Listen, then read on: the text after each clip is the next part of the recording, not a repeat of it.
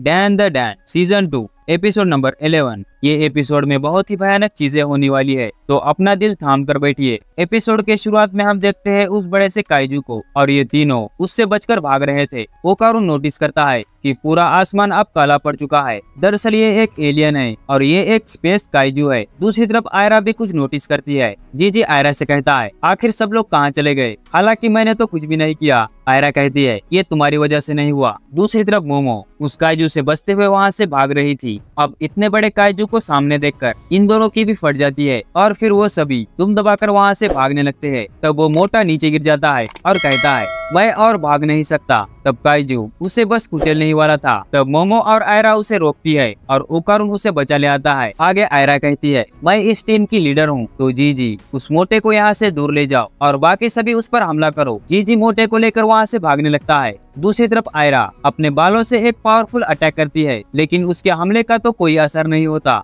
वो सभी समझ नहीं पाते कि आखिर वो इसे हराएंगे कैसे। तब आयरा अपने बालों से उसके आंखें बंद कर लेती है और उसे नीचे गिराने की कोशिश करती है। तब वो अपने सींग घुमाता है और एक पावरफुल लाइटनिंग अटैक करता है। मोमो और ओकारुन किसी तरह उस हमले से बच जाते हैं। दूसरी तरफ आयरा एक कार उठाकर काइजू के सर पर दे मारती है। ये देखकर मोमो कहती है, आयरा तुमने बहुत अच्छा काम किया। आयरा कहती है, अपनी जबान संभाल कर बात करो, मैं तुम सबकी लीडर हूँ। तब गुस्से में आकर मोमो भी एक बड़ी सी कार उठा लेती है और काइजू के पैर पर दे मारती है। तब काइजू अपनी पूंछ से उन दोनों को गिरा देता है। आयरा कहती है, अगर तुम मेरी यानी कि लीडर की बात मानते तो तुम्हारा हाल ऐसा नहीं होता। जरा मुझे देखो, अब मैं कैसे इसे सबक सिखाती हूँ। और फिर वो एक बड़े से क्रेन को पकड़ लेती है और उसे उखाड़कर काइजू के सर पर दे मारती है, जिससे काइजू थोड़ा पीछे चला जाता है। वो कहती है, देखा मोमो, एक लीडर ऐसे लड़ता है। तब काइजू आकर आयरा को अपने हाथ में पकड़ लेता है। तब मोमो कई सारी चीजों को उस पर दे मारती है। मौके का फायदा उठाकर आयरा किसी तरह से बच जाती है। मोमो कहती है, तुम तो खुद को लीडर मानती हो ना, तो चलो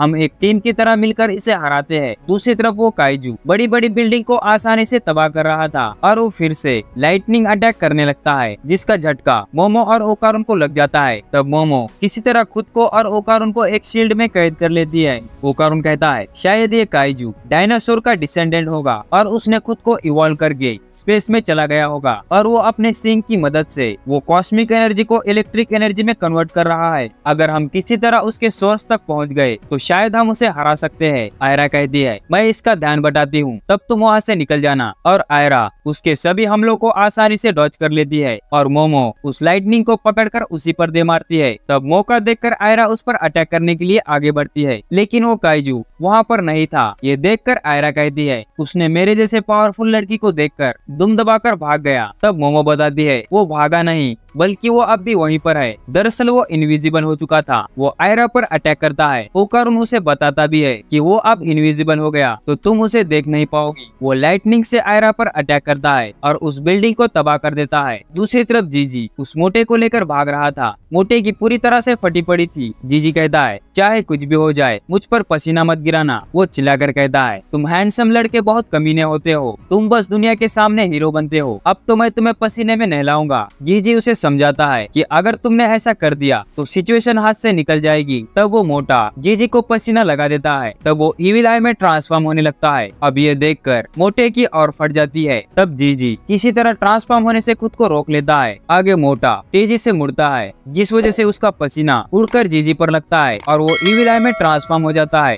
इविल आई कहता है, तुम मोटे कद्दू, तुम क्या मरना चाहते हो? और फिर वो बैग बहुत दूर फेंकता है। मोटा कहता है, तुम तो बिल्कुल टाकाकुरा की तरह लग रहे हो। इविल आई वहाँ से जाने लगता है। मोटा कहता है, तुम मुझे ऐसे अकेला छोड़कर यहाँ से नहीं जा सकते। अगर मेरी जगह यहाँ मोमो होती तो क्या तुम तब भी उसे अकेले छोड़कर चले जाते? इविल आई पूछता है कि मोमो कहाँ पर है? वो कहता है, क्या तुम भूल गए? उसी ने मुझे सेफ जगह जाने के लिए कहा, हम सभी उसके घर पर मिलने वाले हैं। इविल आई कहता है, इसका मतलब वो दिन आज है, तो आज मैं उससे लड़ने वाला हूँ। और फिर वो भागकर वहाँ से जाने लगता है। दूसरी तरफ आयरा काइजू के हमले से बेहोश हो चुकी थी और काइजू उस पर फिर से अटैक बस करने ही वाला था। तब ओकारुन फुल थ्रोटल का यूज करता है और आयरा को बचा लेता है। अब ओकारुन ने 2 बार फुल थ्रोटल का यूज किया था, इसलिए वो अब ट्रांसफॉर्म नहीं हो सकता और फिर वो दोनों नीचे गिरने लगते हैं। तब मोमो किसी तरह उन दोनों को पकड़ लेती है। दूसरी तरफ काइजू उन दोनों को बस मारने ही वाला था कि तभी अचानक इविल आई का फेंका बैग काइजू को आकर लगता है, जिससे वो नीचे गिर जाता है। अब मौके का फायदा उठाकर ये तीनों वहाँ से भागने लगते हैं और और फिर वो भागकर मोमो के घर चले जाते हैं। ओकारुन कहता है लगता है आयरा को कुछ हुआ है, वो मुझे छोड़ नहीं रही। तब आयरा वजह से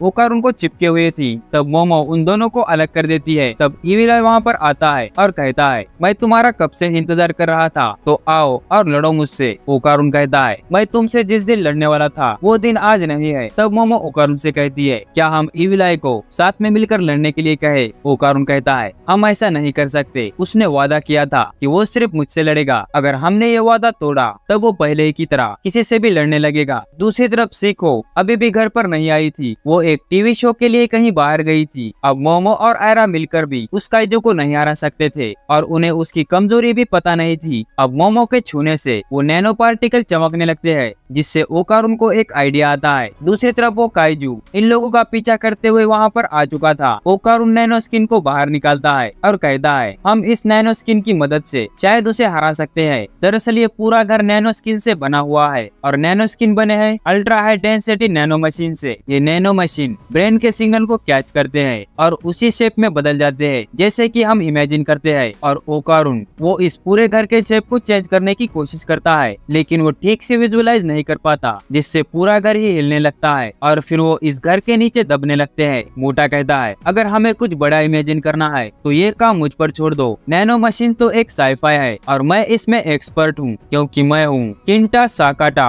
अब किंटा अपने इमेजिनेशन से उस पूरे घर को बदलने लगता है, जिससे ये सभी अलग अलग जगह पर जाने लगते हैं। वो सभी अलग अलग एक ऑपरेशन मशीन के पास पहुंच जाते हैं और वो पूरा घर बड़े से एक रोबोट में कन्वर्ट होने लगता है और वो रोबोट बुद्धा का रूप ले लेता है। ये लोग समझ नहीं पाते कि आखिर ये चल क्या रहा है। साकाटा ने जो इमेजिन किया था वो ऐसा बिल्कुल नहीं था। दरअसल ये मोमो की इमेजिनेशन थी, उसने एक बड़े से बुद्धा को इमेजिन किया था। किंटा कहता है मैं इस रोबोट को नाम दूंगा ग्रेट किंटा बुद्धिस्टा जेटा वर्जन, क्योंकि इसे मैंने बनाया है। तो फिर चलो उस काइजू को सबक सिखाते हैं। मोमो कहती है क्या किसी को पता है कि इसे चलाते कैसे है। और फिर इसी के साथ ये एपिसोड यहीं खत्म हो जाता है। उम्मीद है आपको ये एपिसोड पसंद आया होगा। पसंद आए तो वीडियो को लाइक कीजिए, नए हो तो हमारे इस चैनल को सब्सक्राइब कीजिए। मिलते हैं जल्दी ऐसे ही एक नई वीडियो में, तब तक आप हमारी दूसरी वीडियो देख सकते हो।